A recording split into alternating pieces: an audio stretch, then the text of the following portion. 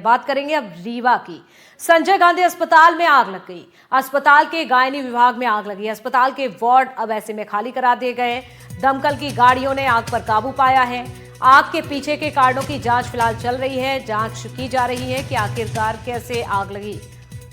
तो रीवा के संजय गांधी अस्पताल की यह घटना, दमकल की गाड़ियों ने आग पर काबू भी आपको बता दे पा लिया है। तस्वीरें आपको दिखा रहे हैं। देखिए अस्पताल में किस तरह से अफरा तफरी का माहौल हो जाता है। दो तस्वीरें आपके टीवी स्क्रीन में। गायनी विभाग में अचानक से आग लगी तो दमकल की गाड़ियां मौके पर पहुंची। अफरा तफरी का यहां पर माहौल हो गया। तो आग के बाद अफरा तफरी की तस्वीरें आप देख सकते हैं। चलिए और ज्यादा जानकारी के लिए हमारे साथ जावेद अंसारी जुड़ चुके हैं रीवा से। जावेद, तो संजय गांधी अस्पताल की तस्वीरें सामने आई हैं। आग लगी है, कुछ पता चल पाया है कि किस वजह से आग लगी थी? अभी स्थिति कैसी है? आग पर काबू पा लिया गया है। संजय गांधी अस्पताल के ठीक बाहर मैं जिस जगह मौजूद हूँ, ठीक इसी जगह पर आग लगी थी। फायर ब्रिगेड यहाँ पर मौजूद है। यहाँ पर जो लोग वार्ड के पास मौजूद थे उनको सुरक्षा के लिहाज से परिजनों को बाहर निकालकर यहाँ पर लाया गया। ये लंबी महिलाओं की भीड़ ये बताने के लिए पर्याप्त है। ये सारे लोग वार्ड में मौजूद थे जब आग लगी तो उनको बाहर लाया गया। आग लगी, कैसा उसमें कैसा महसूस हुआ? बहुत गंदा महसूस हुआ। सबको लेके कहे बाहर भागो बाहर भागो। हम लोग लेके डेरा डपलो बाहर लेके भागे हम लोग। बताइए। तो करे क्या हम लोग भाई, जो हम लोग तो लड़के बच्चे रेंगते रहे तो लेके चले आए। पूरा परिवार इन लोग के साथ था।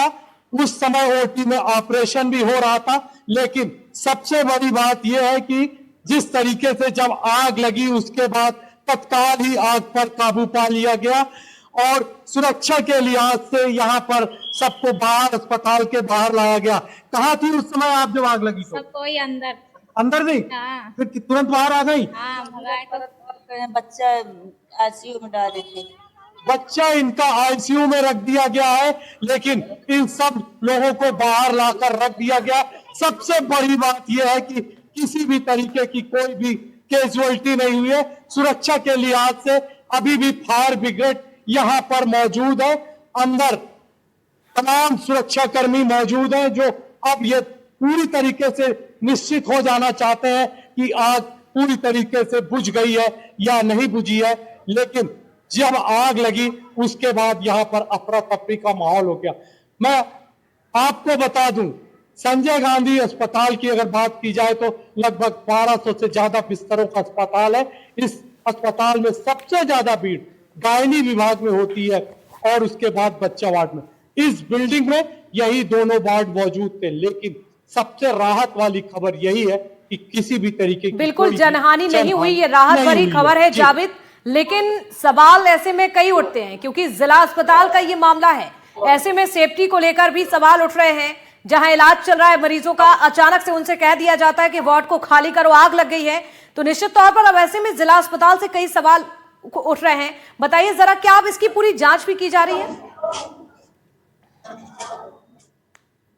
बिल्कुल, डीन का यह कहना था कि पहली नजर में शॉर्ट सर्किट का मामला नजर आ रहा। हम पूरी तरीके से जांच कराएंगे। ये इस तरीके का अस्पताल है कि दूर दूर अगर बात की जाए तो छतरपुर, पन्ना, शहडोल, अनूपपुर, सिंगरौली तक के मरीज इस अस्पताल में आते हैं। ये इस इलाके का, विंध्य रीजन का सबसे बड़ा अस्पताल है। ऐसे में सुरक्षा के लिहाज से खास तौर से प्रसूता और उनके बच्चों के वार्ड में जब आग लगी तो अपने आप में सुरक्षा बेहद अहम हो जाती है।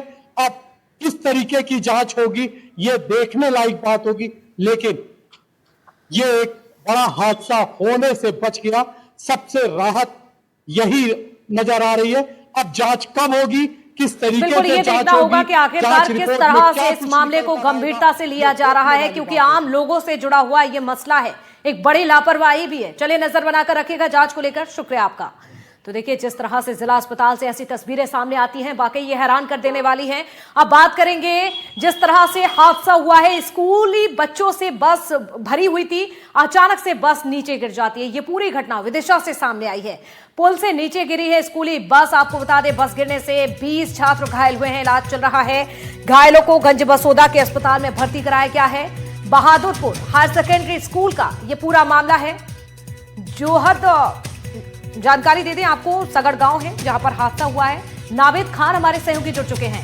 नावेद, सबसे बड़ा सवाल तो यही है कि बच्चों से भरी हुई थी बस, अचानक से कैसे गिर जाती है, कैसे यह हादसा हुआ और तमाम वो बच्चे कैसे हैं जो इस बस में बैठे हुए थे? देखिए, मैं आपको बता दूं, ये जोहद का पुल है और मैं इस वक्त जोहद के पुल पे ही मौजूद हूं। यहाँ सुबह एक शासकीय स्कूल की बस करीब 48 बच्चों को सांची स्तूप के भ्रमण कराने के लिए ले जा रही थी। तभी अनियंत्रित होकर इस पुल के नीचे गिर पड़ती है और गिर जाती है। देखिए, ये जो है ये निशान है और ये बताते हैं कि ये जोहद का वो जो पुल है उस पर ओवरटेक के बस ने किया होगा और गांव वालों के मुताबिक भी यही बताया जा रहा है कि यहाँ से ओवरटेक किया गया था और ओवरटेक करते टाइम ये अनियंत्रित होकर बस जो है इस पुल के नीचे गिर गई थी, जिसमें 48 बच्चे सवार थे और 4 स्कूल के स्टाफ भी सवार थे, बताया जा रहा है। इसमें से जो है 15 बच्चे घायल भी हुए हैं, जिन्हें गंज बासुदा है और गंज बासुदा के स्कूल में उनका अस्पताल में उनका इलाज चल रहा है, जिसमें से 7 बच्चों को गंभीर चोटें आई हैं। तो 7 बच्चे जो थे बिल्कुल, उन्हें विदिशा मेडिकल कॉलेज में रेफर किया गया है। नावेद, एक बार तस्वीरें आप अच्छे से दिखाइए, क्योंकि जिस तरह से हम जो देख पा रहे हैं यहाँ पर किसी भी तरह की रैलिंग नहीं है। यहाँ तो केवल ये हादसा हुआ है, इससे पहले भी हादसे हुए होंगे और हादसों को तो सीधा इस पुल से ऐसा लग रहा है जैसे न्योता दिया जा रहा हो। हाँ, देखिए ना, मैं आपको बता दूं, ये राहुल एक बार दिखाइए ना, ये पुल जो है काफी पुराना पुल है और ये पहला हादसा नहीं है जब विदिशा में इस जोहद का पुल है इस पे हादसे हुए हैं। बल्कि ओवरटेक, ये जो घाटी है इस पे ओवरटेक करते हुए गाड़ियां आती हैं और अनियंत्रित होकर इस पुल के हादसे का शिकार हो जाती हैं। जैसा कि आज सुबह स्कूल बस जो है हादसे का शिकार हुई है, इसके पहले एक सवारी बस थी और सवारी बस भी अनियंत्रित होकर इसी पुल में जा गिरी। देखिए, आप देख सकते हैं, राहुल एक बार दिखाओ, ये देखिए आप कि जिस पुल पे रेलिंग लगाई जाना थी, ये रेलिंग बिल्कुल नहीं है, ये टूटी हुई रेलिंग है। जहां तक कि जो सीमेंट के जो सपोर्ट के लिए लगाए गए थे, ये भी पूरी तरह से टूट चुके हैं। तो कुल मिला के आप कह सकते हैं ये जो पुल है वो सीधा सीधा हादसों को दावत दे